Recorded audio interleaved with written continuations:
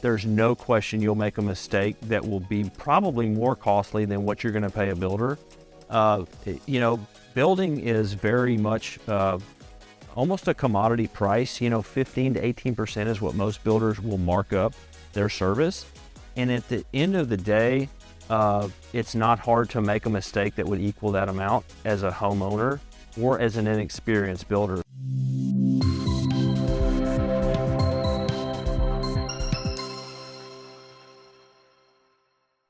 Welcome back to Inside East Texas. Today we are here with the CEO and owner of East Texas Homes, good friend of mine, brother, Aaron Alston.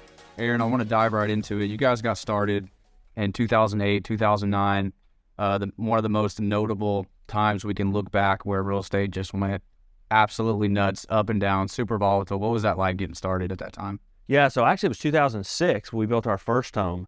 2008, as you said, was when the market kind of crashed, and that's when we went from building, one or two homes a quarter to building much, much more than that. And so as we watched other builders kind of react to the market crash, they were reducing volume because they were sitting on a lot of expensive spec homes, and the interest and the holding costs for that was really hurting them. Their buyers couldn't get financing, so they were seeing the inventory just sit on their books. We were small enough and probably naive enough to not be scared by that. We also had great contacts kind of with the investment industry, or just not really the industry, but just individuals who were had a heart for seeing people in homes, especially first-time home buyers, people trying to move from rental to home ownership, which is what kind of is our mainstay here. And so we were able to pair people who couldn't qualify for the traditional loans with a mortgage company or a local bank with private loans that enabled them to go ahead and purchase a home rather than remain a renter. So that kind of created a whole new market, at least for this area, and allowed us to kind of footprint our product in the market, and the cities took note of that, and the rest is kind of history. We kind of took off from there. What's the most costly mistake you could make when beginning to build a new home? Oh, wow. That's a tricky question, and I've been asked that before. We've made a ton of mistakes. Luckily, none have been so crippling that we haven't been able to recover. One thing though I have seen happen is the guy that we used almost primarily to do all the construction on our house built a house one time for himself and didn't get a site plan. So he didn't have a survey done either. And so he ended up building the house on the wrong property. Like half of the house was on somebody else's property. Oh, wow. So he had to move it. And that was a extremely expensive mistake. So yeah, so surveys and site plans, whether it's in the city or not, is that was a lesson I'm glad he learned we didn't have to. Yeah, very crucial. Super crucial, yeah. And what about more so like common mistakes, right? Like you think what comes to mind, like, they poured the concrete before they did the plumbing. Now you have to rip up all the concrete. Like what are things that you find maybe more common mistakes you guys have, or things that you're seeing other builders do in relation to just over the long haul of the build, like real common mistakes? Well, I mean, generally speaking, the most common mistake is just not thinking 3 steps ahead. So it's kind of like chess game. Everything you do with one move is going to have 3 or 4 ripple effects down the road. And so as a new builder, we didn't always know that. And we've come up with pretty good ways to try to anticipate how one thing might affect another. But, we've had customers who want to make a change, say, for example, to a door size. And it sounds like simple enough. Let's just change the door, even though we're mid-construction. Well, you may want to consider, is there a plumbing line now that has to be moved, or electrical that has to be moved?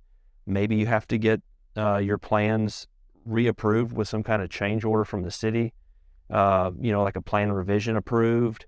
There's a ton of different considerations now because you made that door change, something that, a new builder might not think of, but it could be way costly.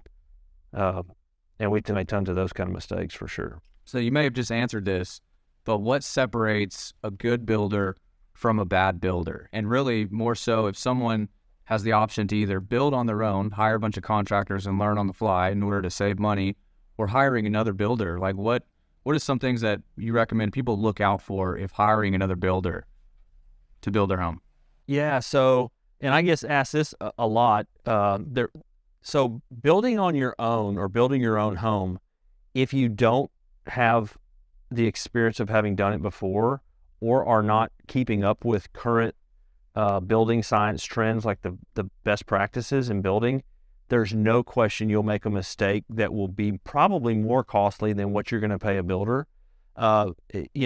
Building is very much almost a commodity price. 15 to 18% is what most builders will mark up their service. And at the end of the day, it's not hard to make a mistake that would equal that amount as a homeowner or as an inexperienced builder. So you mentioned maybe doing something wrong with the foundation or the plumbing. Any mistake in that area can mean thousands and thousands of dollars in repairs.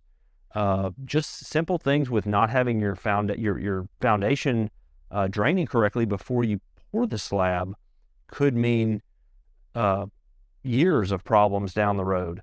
And so even somebody who's very budget conscious, I think is better off paying for the expert who's going to not only avoid the mistakes, but then stand behind those features of the house if there's a problem. So just to sum that up, people typically think, let me build my home for probably one of two reasons. They're trying to save some amount that they're unsure of. In this case, you can for a very fixed margin, 15, 20%, or they just want custom stuff in their home. They don't hire a builder to do that. There's likelihood that they're going to eat up that 15% by some type of mistake. In almost every case, I think that's true. There's the rare do-it-yourselfer who's very competent, has the time and the knowledge to do it, and by all means, I think that's a great option if that's you. I've tried that. The other side, though, I would only say, because we have people that say, well, will you build a shell, right? Just give me the shell, the foundation, and the walls, the roof. I'm going to finish it out. I always ask that person, like, what's your time worth? Because the sheetrock crew that's going to come in and hang the drywall, like the average drywall guy's probably making $12 to $14 an hour. Like, that's what you want to make is $12 to $14 an hour hanging sheetrock? And it's going to take you twice as long as it would them because they have all the tools ready to go. That's all they do every day. Right. So why, how little is your time worth? And then you're probably not going to do it quite as good as they are because they are professionals.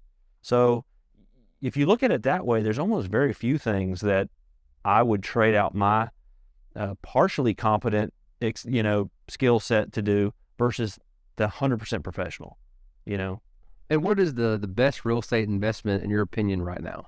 That's a loaded question too, because I am very bullish on real estate in general, right? So A very healthy bias, I'd say. healthy bias, yeah. But where else are you going to put your money these days, right? I mean, real estate historically just doesn't lose. So Just to follow up the question, considering all different forms of real estate investment, right? Like if you got build to rent, you could try to flip homes. People, I think that to your point, are realizing like this is a fixed asset. I want to have a diversified set of investments, but everything is depreciating.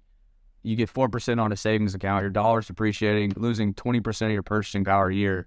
Like if you're starting, people are focusing on real estate with that wide umbrella, where would be a maybe low barrier to entry spaces to invest, and then like probably just the safest, best return areas. yeah, so you're exactly right. So with inflation at whatever they're stating now, they're stating 8. It's probably 20. Honestly, perceived inflation. So where are you going to offset that? You have to offset it in something that's appreciating at least at that rate or more. And the only thing I can think of right now is real estate, especially in Texas. Texas is blowing up. We're in the spike season here. And so low barrier to entry, if somebody had $60,000, $70,000, you could probably buy an entry-level rental. And right now, the COVID craziness has kind of cooled off a little bit. And so you can find some deals out there. But yeah, pick up that first house. Even if you're going to leverage debt, at 7%, 8% maybe. Rental rates are very strong here. And so you can build equity super quick in that. The models that I typically would expect on rental in a maybe pre-COVID market is 3% appreciation a year. I mean, in Texas, you guys probably know better than I do, but it's way higher than that. And that's true with new construction too, maybe even more so with new construction. You build to rent is a great option. It's not going to look as good on paper year 1, 2, 3, but after that, your appreciation is going to more than make up for any deficit that you had on paper on the first run of that. So I love build to rent. A lot of the guys that were those investors who were, lending people money have turned to that right now because the lending market's not tight. It's just high interest now. Most people can get a loan. They just pay more than they want to in interest. Let's move to the $1 to $3 to $5 million guy. Maybe you made a ton in crypto. We got a lot of crypto millionaires coming up. Maybe he made a lot in stocks, and now he's trying to really protect his assets, opens his mind up to real estate. Somebody comes to you, $3 million. What would you recommend? So somebody like that who's not leveraging debt is even in a better position, right? So I've seen guys invest in some multifamily units or single family build to rent communities, kind of compiling their assets into a project that they can kind of manage their returns a little bit better in like a build to rent neighborhood or a townhome development or something like that. I guess more practically, if you got $3 million, you're going to put all of it in real estate. Is there a certain percentage you look at doing rentals, maybe a few build to rent, maybe do a couple flips? You think having a basket of all, if you have the expertise and the resources to start looking into those type of things? Yeah, diversity, 100%. You're right. I would want to be diversified, and mainly just to kind of keep that debt fresh. Because if you put it all in new construction build to rent, you'll spend all your money, and then it's going to take you however many years to get any of that cash back. So if you can stand to be without maybe half of that, put those in the build to rent, let them sit and appreciate, pay for themselves with good rent returns, but then doing some flips or just some speculative builds to where you can kind of realize that margin between the wholesale construction and the retail sale of the house, I think is wise too, for sure. Gotcha. And I'm sure we can save this for another episode, do a whole episode on build to rent. Something I think we're all really bullish on right now with, we looked at a chart the other day that shows every so often the spread between the median home price and the cost of rent just really diverts. And at some point, like last time in 2008, it comes back together. And right now it's really far apart, whether rental rates go up or home prices come down or a combination of both. Seems like a really bullish thing. So you obviously building so many houses and knowing exactly down to the nuts and the bolts of everything that a house is. What are good things for people to look for when they're really looking under the hood of a house? Maybe it's their first time doing a walkthrough, checking it out, or maybe this is at the point where they're hiring an inspector and relying on somebody else to tell them if the house is in good shape. What are just some quick things when you walk through a house you want to make sure? Home inspectors are great resources for a home buyer who is buying a property they're unfamiliar with. And I would encourage people, if they are having a home inspection done, either ask to be present during the home inspection, or if not that, at least go to the property to get a summary walkthrough with that home inspector. Most of those guys will be happy to do that. And any kind of areas of concern, they'll walk you to it and say, here's what I found, here's what I recommend. But the only caveat I would say to that is some people can get a little alarmed at some of the home inspection results because, they tend to be thick documents and, it may say foundation crack noted, repair recommended or something. And, I've had more than one person say, well, oh my gosh, we have a house here and the inspector said the foundation needs some repair.